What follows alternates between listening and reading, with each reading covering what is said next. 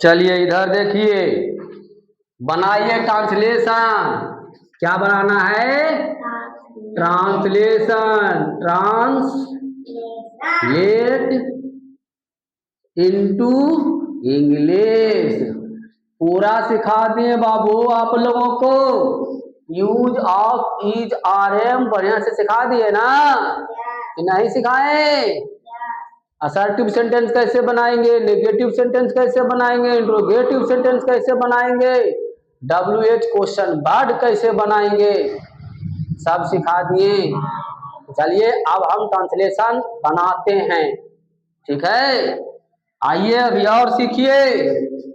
एक पहला ट्रांसलेशन दे रहे हैं, वे लोग ईमानदार हैं।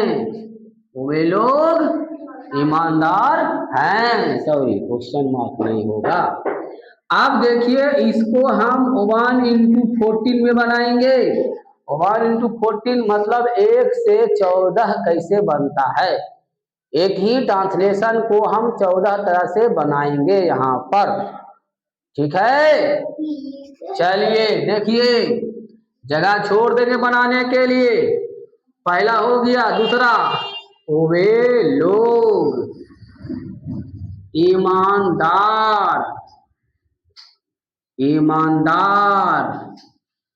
नहीं हैं। दूसरा, तीसरा क्या होगा? क्या वे लोग ईमानदार हैं? आवाज नहीं। चौथा क्वेश्चन मार्क देना है बाबू यहाँ। क्या वे लोग, आवाज नहीं, ईमानदार नहीं हैं? पांचवा, वे लोग क्या ईमानदार हैं? वे लोग क्या ईमानदार हैं? ये जो चारों होगा बाबू, यहाँ तक एकदम ऐसा ही लिखिएगा, चाहे कोई सा भी ट्रांसलेशन दिया हुआ रहे। पहला दूसरा ऐसे रहेगा, तीसरा व चौथा क्या से शुरू कर दीजिएगा, यहाँ नहीं लगा दीजिएगा। पांचवा में क्या लिखेंगे, क्या से शुरू करेंगे, ये WH क्वेश्चन वर्ड वाला सेंटेंस हो गया। 6 नंबर में लगाएंगे भाई नॉट, नो। वे लोग क्या ईमानदार नहीं हैं। 6 गो हो गया। 7वां, वे लोग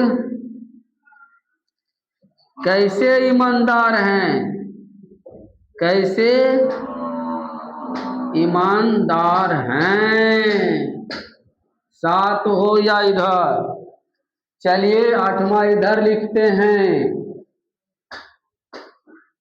वे लोग, कौन आवाज कर रहा है? वे लोग कैसे ईमानदार नहीं हैं। बाबू शांत से बैठो। 9 नंबर, वे लोग कब ईमानदार हैं। वे लोग कब ईमानदार हैं। 10 नंबर, वे लोग कब ईमानदार नहीं हैं। 11 नंबर, देखिए ये पांचों कैसे बनाइएगा। क्या से, कैसे से 2 गो, कब से 2 गो, फिर क्यों से 2, कहाँ से दो?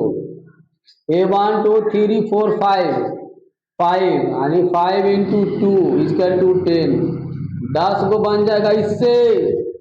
4 गो 1 2 3 4 गो यहाँ तक बन जाएगा, 10 4 14।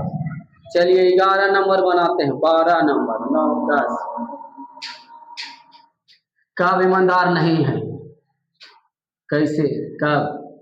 वे लोग क्यों ईमानदार हैं? बोर्ड पर देखिए, वे लोग क्यों ईमानदार हैं? 12 नंबर, वे लोग क्यों ईमानदार नहीं है? ये हो गया 12 नंबर बाबू। 13 नंबर में देखिए कहाँ से बनेगा? वे लोग कहाँ ईमानदार हैं? ईमानदार हैं। 14 नंबर बन जाएगा, वे लोग कहाँ ईमानदार नहीं है? ईमानदार नहीं है। एगो बढ़िया से सीख लीजिए बाबू, हिंदी में आ जाएगा। अगर एगो को 14 करे तो सबका आ जाएगा 14 करने के लिए। अब 14 करने आ गया तो आपको interrogative, negative, WH question word का कोई सा भी सेंटेंस रहेगा आप अंग्रेजी कर दीजिएगा। चलिए अब इसका अंग्रेजी करते हैं, अंग्रेजी में अनुवाद करते हैं। फिर से इधर लिख देते हैं बाबू, WHAT व्हाट मीन्स क्या? HOW हाउ मीन्स कैसे? ध्यान से देखो बाबू, WHEN वेन मीन्स कब? WHY वाई मीन्स क्यों? WHERE वेयर मीन्स कहाँ? 1 2 3 4 5 ई पांचों से दो बनेगा तो 10 बन जाएगा। याद रखना है।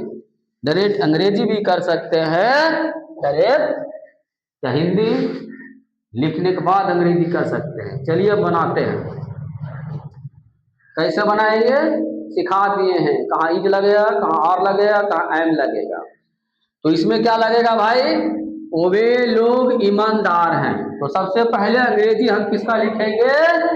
वे लोग का। किसका? वे लोग का अंग्रेजी लिखेंगे। किसका लिखेंगे? वे लोग का अंग्रेजी लिखेंगे। ध्यान से देखिए बाबू, THEY दे, दे के साथ लगता है आर। ईमानदार का होता है ऑनेस्ट, दे आर ऑनेस्ट।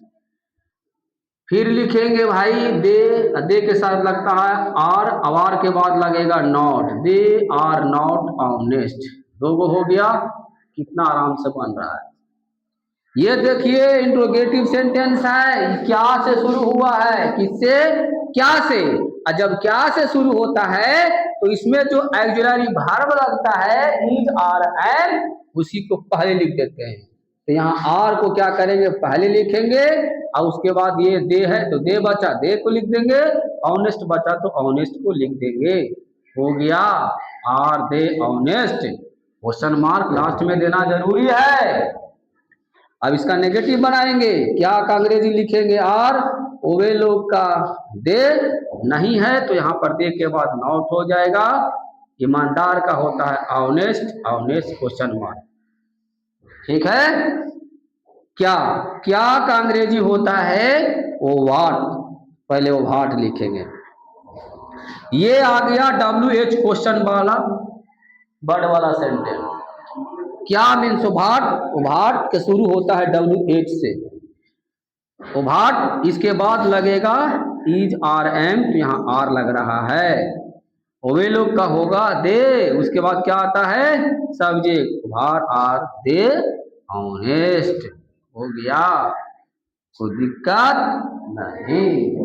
यहाँ देखिए क्या, तो क्या का अंग्रेजी होता है व्हाट। सबसे पहले क्या का अंग्रेजी लिखेंगे, इसमें देखेंगे सब्जेक्ट क्या है, उभय लोग के साथ लगता दे होता है, और दे के साथ लगता आर, तो आर लगाएंगे, जैसे जैसे लिख देंगे, दे है तो दे लिख देंगे, और नॉट है तो नॉट लिख देंगे, ऑनेस्ट तो ऑनेस्ट।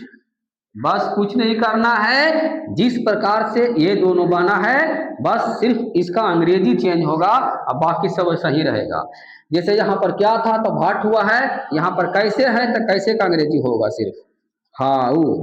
उसके बाद भाट के बाद आर लगा है तो हाउ के बाद आर लगेगा, हाउ आर।